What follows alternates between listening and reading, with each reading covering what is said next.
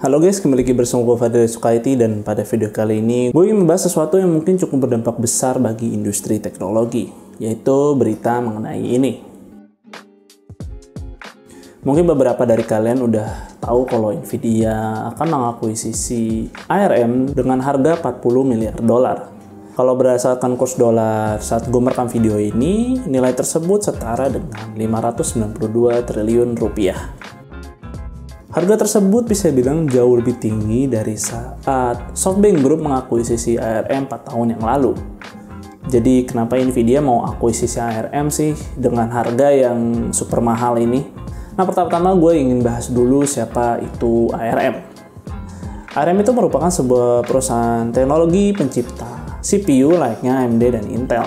Namun bisnis model mereka itu jauh berbeda dari kedua perusahaan tersebut. ARM tidak membuat CPU-nya sendiri, melainkan hanya melisensikan teknologi dan rancangan CPU mereka kepada perusahaan-perusahaan lain supaya mereka dapat mengembangkannya sendiri-sendiri. Contoh produk yang menggunakan teknologi CPU ARM dan dipasarkan dengan brand sendiri-sendiri ada Snapdragon dari Qualcomm dan Exynos dari Samsung. Kedua perusahaan tersebut menggunakan teknologi dari CPU ARM yang dinamai CPU Cortex. Nah, CPU ini biasanya diintegrasikan ke dalam sebuah SoC atau kepanjangan dari System on Chip yang dibuat oleh masing-masing brand. Nah, apa sih itu SoC? SoC itu kalian pikirkan aja sebuah motherboard komputer beserta perangkat pendukung lainnya. Semuanya itu disatukan dan dikemas dalam bentuk sebuah chip yang bahkan bentuknya lebih kecil dari sebuah CPU desktop. Tentunya SoC ini isinya lebih bervariatif jika dibandingkan dengan motherboard pada komputer, karena bisa berisi bermacam-macam prosesor selain dari CPU, GPU, dan memori, bahkan hingga modem dan GPS juga terdapat pada SoC. Mungkin kalian lebih sering mendengar istilah SoC ini nggak jauh-jauh dari smartphone. Ya memang benar, karena SoC ini umumnya terdapat pada smartphone. Namun SoC juga tidak hanya pada smartphone saja. Device-device lain seperti smartwatch, smart TV, hingga PC sekaligus khususnya notebook. Ya karena PC itu nggak mesti sesuatu yang besar, karena notebook juga termasuk PC, itu menggunakan SoC yang terdapat CPU ARM. Nah, CPU ARM ini menggunakan arsitektur RISC atau kepanjangan dari Reduced Instruction Set Computer. Arsitektur ini membuat CPU ARM memiliki kelebihan dari segi efisiensi, bahkan saking rendahnya dapat berjalan dengan maksimal tanpa pendingin tambahan sama sekali. Maka dari itu CPU ini sangat cocok digunakan pada perangkat-perangkat kecil dan rendah daya seperti perangkat mobile misalnya. Tentunya pencapaian ini sulit diraih jika mengandalkan CPU berbasis x86 layaknya Intel dan AMD, karena sangat tidak masuk akal jika menggunakan CPU tersebut untuk dimasukkan ke device sekecil smartphone. Belum lagi harus memikirkan masalah panas yang ditimbulkan dari CPU tersebut. Jadi apakah akuisisi super mahal ini Nvidia cuma pengen bikin SoC mereka sendiri untuk dijual ke pasaran? Sayangnya tujuan akuisisi ini tidak sesederhana itu. Seperti yang gue bilang sebelumnya, jika Nvidia ingin bikin SoC mereka sendiri menggunakan teknologi ARM, tidak perlu repot-repot akuisisi ARM, karena ARM sendiri mempersilahkan siapa saja untuk melisensikan rancangan CPU mereka. Seperti Qualcomm dan Samsung misalnya, mereka hanya membayarkan royalti saja pada ARM.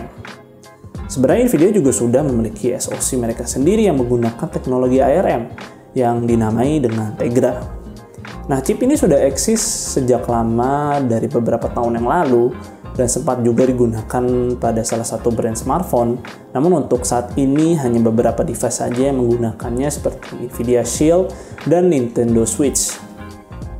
Jadi untuk apa Nvidia akuisisi ARM ini? Kembali membicarakan kelebihan CPU ARM tadi yang punya efisiensi daya yang superior jika dibandingkan dengan CPU x86.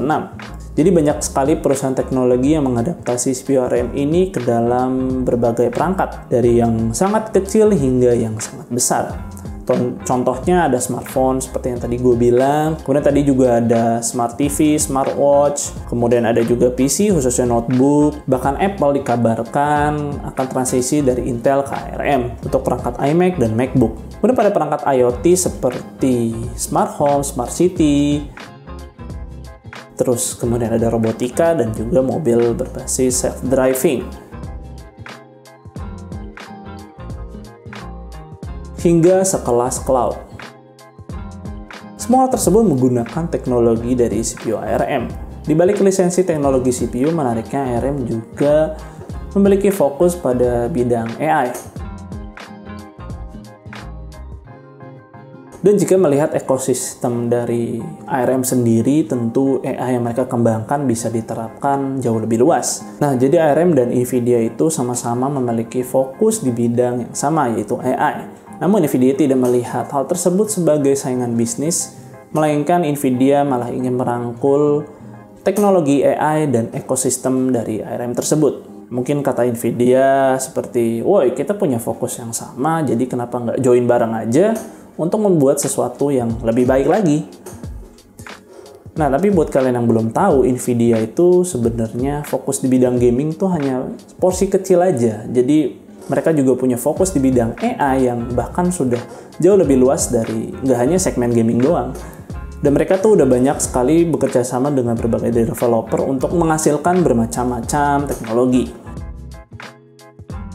Untuk merealisasikan AI yang mereka kembangkan, tentunya mereka mengharuskan pengguna untuk menggunakan hardware dari NVIDIA.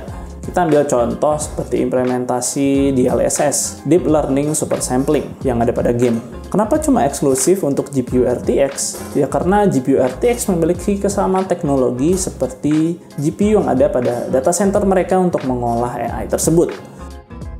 Tentunya tidak semua orang bisa membeli GPU RTX ini. Ya mungkin untuk beberapa orang harga yang dipatok masih cukup terbilang mahal. Dan kita tidak bisa menjudge NVIDIA karena mengasih harga yang mahal.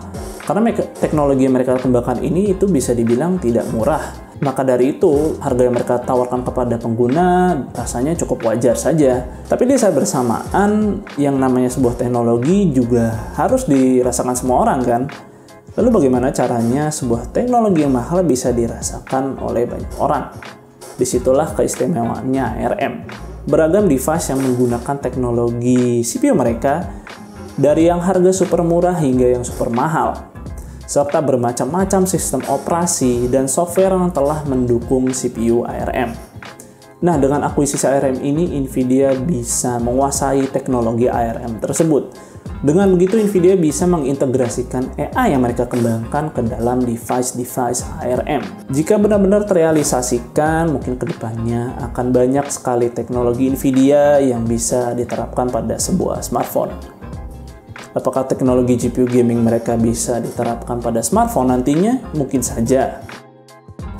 Apalagi cloud gaming yang diperkirakan akan menjadi sebuah masa depan pada industri game. Dan udah mulai banyak perusahaan yang menyediakan layanan ini. Jika data center mereka menggunakan GPU dari NVIDIA dan smartphone dapat mengakses layanan ini, jadi NVIDIA bisa dengan mudah aja tuh mengintegrasikan AI supaya dapat meningkatkan performa dan memberikan pengalaman bermain yang lebih baik.